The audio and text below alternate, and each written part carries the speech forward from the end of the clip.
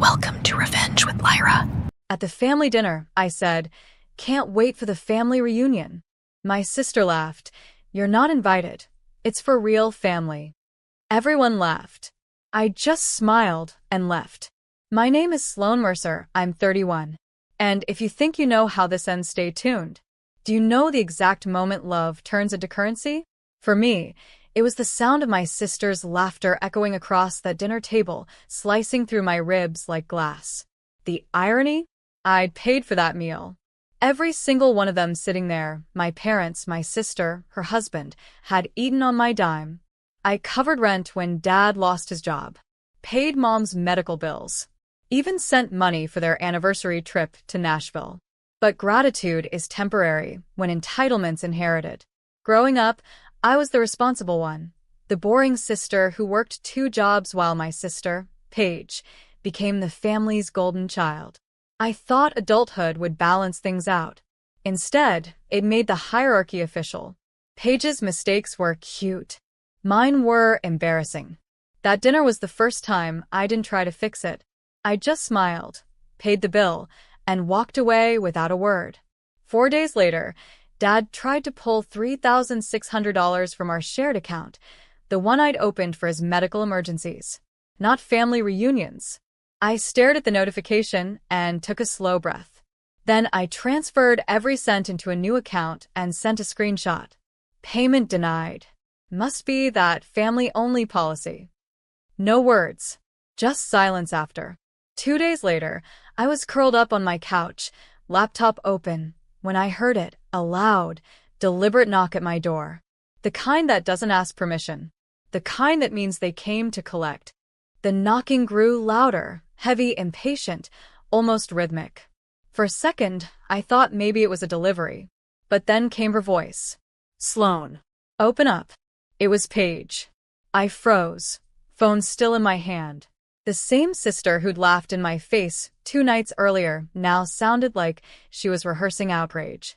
I opened the door just enough to see her. Designer bag. Smudged lipstick. Eyes sharp with fake tears.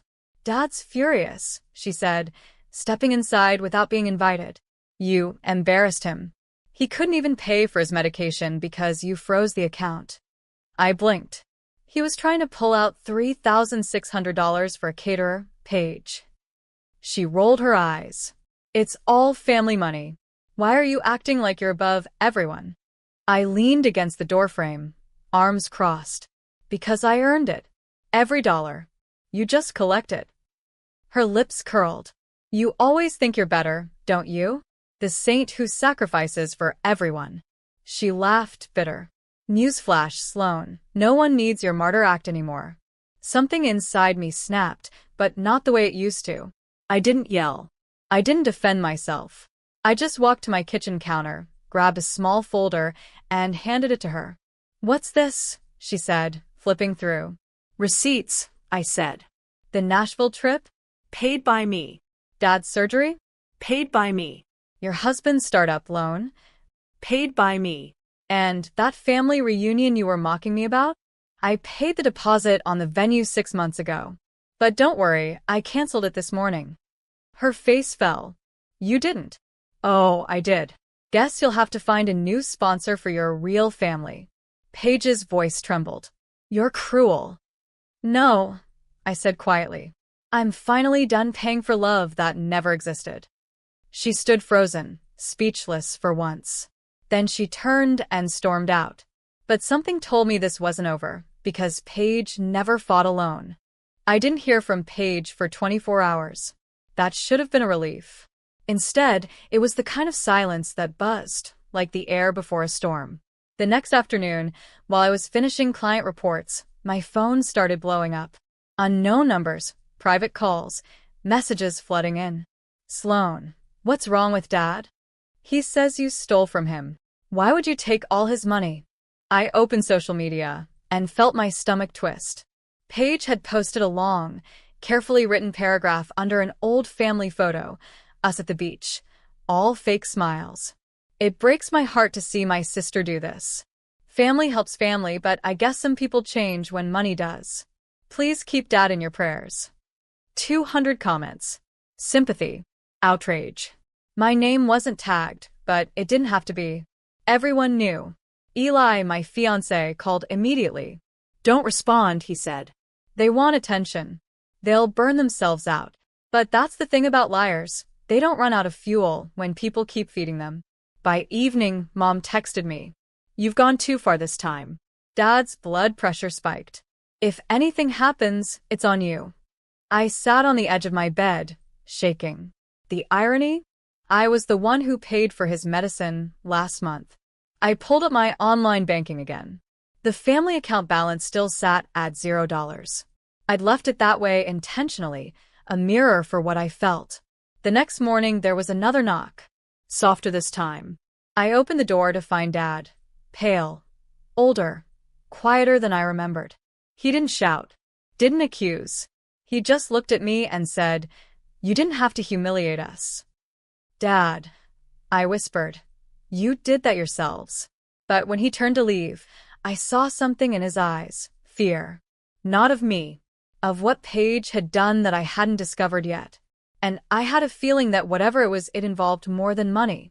Dad's visit stayed with me long after the door closed. The way his shoulders hunched, the tremor in his voice, it didn't feel like anger anymore. It felt like shame, but not his own. That night, I logged into my old shared financial dashboard, the one I'd used to manage Dad's bills. The access was still active. I shouldn't have looked, but something inside me said check. When the screen loaded, my hands went cold. Multiple withdrawals. All small, $200, $300, $450, recurring every week for the past 6 months. Each labeled under a name I didn't recognize. P. Designs Consulting. I clicked the details. The linked account belonged to Paige. I felt my jaw tighten. While they mocked me for being the stingy sister, she'd been quietly siphoning money from our father's medical fund, using it for her so-called interior design business. I opened my emails, searching through Dad's old payment alerts. There it was, a message forwarded weeks ago to my sister's address. She'd been using his login credentials. My login credentials. I didn't know whether to scream or laugh. Instead, I printed every record, labeled each transaction, and slipped them into a brown envelope. The truth always looks heavier on paper. The next morning, I called Dad. "I need you to see something," I said. He hesitated. "Is this about the money?" "It's about the person you think is saving you," I said quietly. He came by that afternoon. When he sat down, I slid the folder across the table. His fingers shook as he flipped through the pages. With every line he read, his breathing changed. When he finally looked up, his voice was small. "She took this much from me?" "Yes," I said softly. "And blamed me to keep you looking the other way." He stared at the floor, eyes clouded with realization. "I let her turn me against you." I nodded. "You didn't let her, Dad. You trusted her." "I did too." He whispered, almost to himself. "What are you going to do now?" I looked at the envelope still open between us and said, "Something I should have done years ago." I didn't sleep that night. The sound of Dad's voice, broken, bewildered, kept replaying in my head. Part of me wanted to call Paige and unleash everything I'd kept buried for years. But the calmer part, the woman who had stopped begging for love, knew shouting wouldn't fix what deceit had already hollowed out. Instead, I opened my laptop and started building a file. Every screenshot, transaction, date, and message went into labeled folders. Proof. At 8 a.m., I called Grace Collins, my lawyer, the same woman who'd helped me separate my business from the family years ago. She listened without interrupting, then asked the question I'd been avoiding. "You ready to make this official?" "Yes," I said. "But I don't want revenge. I want accountability." By noon, Grace drafted a fraud affidavit and sent copies of the records to my father's email. He'd need to confirm the losses. It was his account, after all. When he called an hour later, his voice was shaking. "I signed it," he said. "I can't believe it, Sloan. My own daughter." I didn't say me too. Some truths are too sharp to repeat. 2 days later, Paige showed up again. No warning, just pounding on the door like before. This time, I didn't answer. Through the glass, she shouted, "You think you're smart, huh? You turned Dad against me." Her words cracked, and for a second, I saw the little girl who used to steal my crayons and hide behind Mom's legs. But then she hissed, "You'll regret this," and the illusion shattered. That night, I forwarded the entire case file to the local authorities. Grace assured me they'd contact her soon, and that my involvement would stay minimal. Before bed, I walked to the mirror, staring at my reflection. For years, I'd imagined justice would feel loud, cinematic. But it didn't. It felt quiet, steady. I whispered to my reflection, "Let the truth do the talking now." And for the first time, I didn't flinch at my own eyes. The call came 3 days later. Grace's tone was calm, but beneath it, I could hear the spark of something final. "They've confirmed the fraud, Sloan. The investigation's moving forward. Your father's statement sealed it." I sat there in silence, holding my mug of coffee like it might float away. "What happens now?" I asked. "She'll be contacted by the Financial Crimes Division," Grace replied. "You don't have to do anything. Just live your life." Live my life.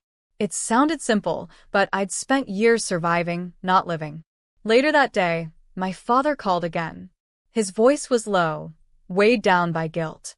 "I don't know how to face her," he said. "You don't have to," I replied. "She made her choices." He sighed. "You sound like your mother." That caught me off guard. Mom had passed 5 years earlier, her absence another wound that time never truly dressed. "She always wanted us to stay close," he said softly. "Then she should have taught us how," I whispered. That night, as the sun dropped behind Portland's skyline, I sat on my balcony. The city lights shimmered like tiny promises, imperfect, distant, but still there. My phone buzzed once more, an unknown number. I ignored it. Then came a text. "You destroyed everything. Hope you're proud. Paige." I typed a reply, then deleted it. Silence was stronger. Hours later, I opened my email and saw a message from the police liaison confirming they'd contacted Paige. No drama. No spectacle. Just a system doing what truth demanded. I forwarded it to Grace and then closed my laptop. Eli came outside, draping a blanket over my shoulders. "How's your heart?" he asked quietly. "Unlearning old loyalties," I said. He smiled faintly. "Painful lesson?" I nodded. "Necessary one." Below us, the city pulsed, alive, unaware of the quiet victories unfolding in small apartments like mine. And in that moment, I realized justice didn't always roar. Sometimes it whispered, "You were right to walk away." A week later, the noise was gone. No calls. No messages. Just the hum of my apartment and the low thrum of Portland rain against the windows. The silence felt strange at first, too calm, too still, but slowly it started to feel like oxygen. Dad stopped by one evening, holding a grocery bag instead of his usual excuses. He looked older, smaller somehow, but also lighter. "I brought dinner," he said, smiling weakly. He'd made spaghetti, my favorite when I was little. We ate quietly for a while before he said, "The detective came by today." Paige admitted to taking the money. My fork paused midair. "She confessed." He nodded. "She tried to say you framed her at first. But when they showed her the paper trail, she broke down." A dull ache spread through my chest. Not victory. Not satisfaction. Just grief for the family that could have been. Dad reached for my hand. "You know, I didn't realize how much you've carried. I let her paint you as selfish. You were the only one holding us together." I swallowed hard. "I just wanted to be part of the family, Dad. That's all I ever wanted." He exhaled slowly. "I know. And I'm sorry you had to buy your way into love that should have been free." For a moment, we just sat there, two people trying to rebuild something fragile. The rain softened outside, and I realized that even if forgiveness wasn't complete, it had started. When Dad left, I stood at the window, watching his car fade into the night. My reflection looked unfamiliar, calmer, grounded. That's when my phone buzzed again, an email from Grace. Paige accepted a plea agreement. No trial. Restitution to your father. Case closed. 2 words stood out. Case closed. But for me, it wasn't closure yet. There was one last thing left to do, something not for justice, not for revenge, but for peace. Because sometimes, the only way to end a legacy of debt is to forgive it completely. 2 months later, the world had settled into a new rhythm.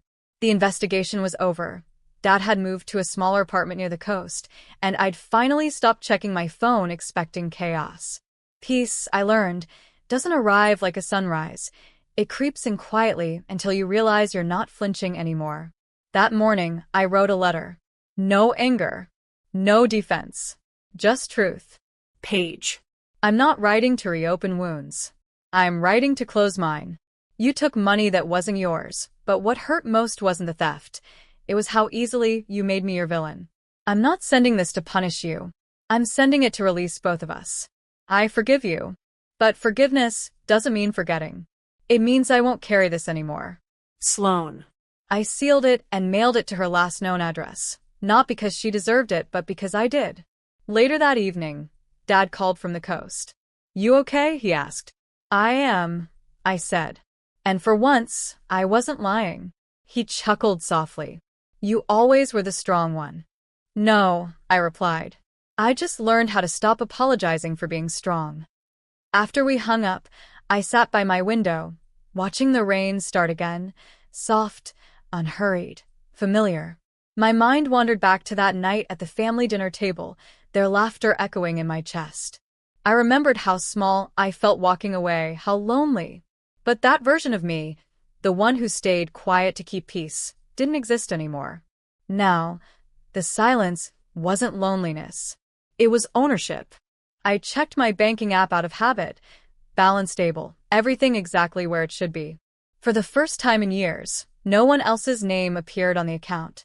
I smiled, closed the laptop, and whispered to the room. Guess I finally made it into the real family. Just me. Then I turned off the lights, locked the door, and let the rain play my victory song. This time it wasn't about revenge. It was about finally keeping what was mine, peace.